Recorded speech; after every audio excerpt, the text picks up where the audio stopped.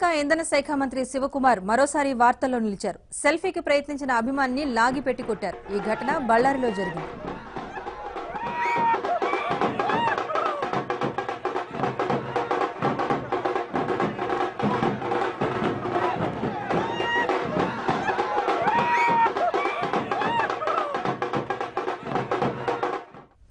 ఓ కార్యక్రమంలో పాల్గొనేందుకు వచ్చిన మంత్రి శివకుమార్తో సెల్ఫీ దిగేందుకు కొందరు అభిమానులు ప్రయత్నించారు.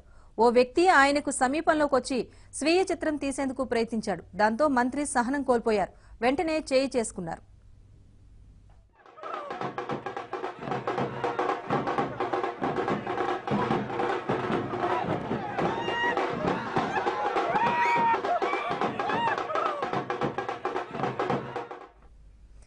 మంత్రి శివకుమార్ చేయి బలంగా తగలటంతో అభిమాని చేతిలో ఉన్న ఫోన్ అంత దూరం ఎగిరిపడింది. తర్వాత ఆయన తన దారిన తాను వెళ్లిపోయారు. అయితే ఈ దృశ్యాలు మీడియాకు చిక్కడంతో రచ్చరచ్చ అయింది.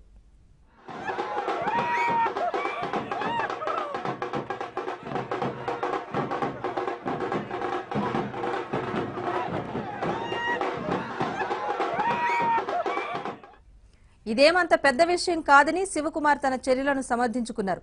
తన విధి నిర్వహణకు అభిమాని అడ్డం రావడంతో అలా జరిగిందన్నారు. గత ఏడాది ఆగస్టులో ఐటీ శాఖ శివకుమార్ ఆస్తులపై దాడులు చేయడంతో అప్పట్లో ఆయన వార్తల్లో నిలిచారు.